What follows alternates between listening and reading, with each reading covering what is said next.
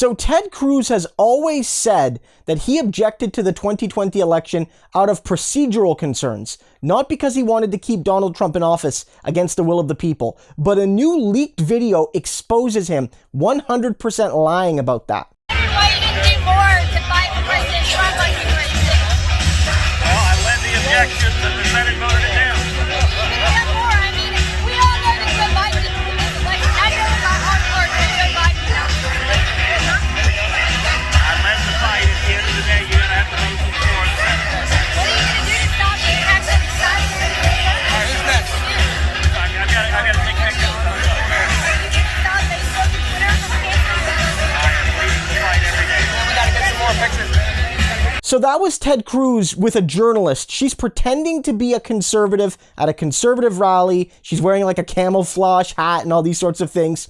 She basically gets Ted Cruz on mic saying, you know, Ted, why didn't you fight harder for Donald Trump? Why didn't you fight harder on January 5th to keep Trump in office? We all know Joe Biden shouldn't be president right now. Why didn't you do more? And, you know, Ted Cruz never denies this woman, never corrects this woman, never says to her, look, Biden's president. All he said was, look, I tried in the Senate, I raised the objections, and I didn't have the votes.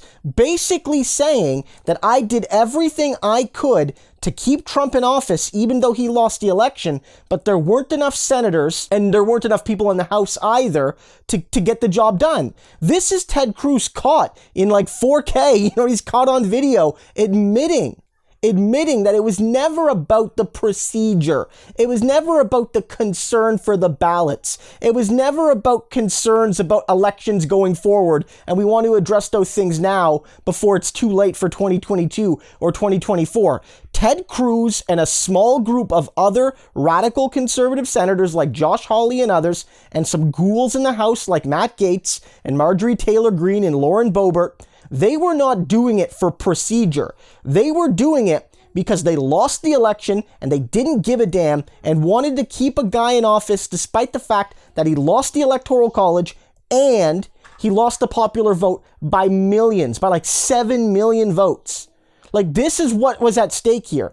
Ted Cruz, a prominent senator, a guy who finished second in the Republican race back in 2016 to Donald Trump, who, you know, had his wife called ugly by Donald Trump and all of this and all of that, at the end of the day, took a stand against democracy. And as one of the most prominent Republican senators, he's basically admitting his goal was to overturn the will of the people nationwide, in particular in some swing states, to basically say that I don't give one single damn about what the people in Georgia, Arizona, Pennsylvania, Michigan, you know, some other states like Wisconsin, I don't give a damn about what those people wanted. I wanted Trump in office and I just didn't have the votes. This exposes that it's not just Trump. It's not just Trump that is an anti-democratic thug. It's not just Trump that's an anti-democratic villain. He was enabled and empowered by people like Ted Cruz. And so when you're looking forward to 2024, to 2022, saying, oh, Trump is gone, supposedly, even though he's not, he controls the Republican Party, remember that there are people, prominent people, representing massive states in the Senate whose goal is to destroy democracy. And if they won't admit it to us, they'll admit it on candid camera to fellow conservatives.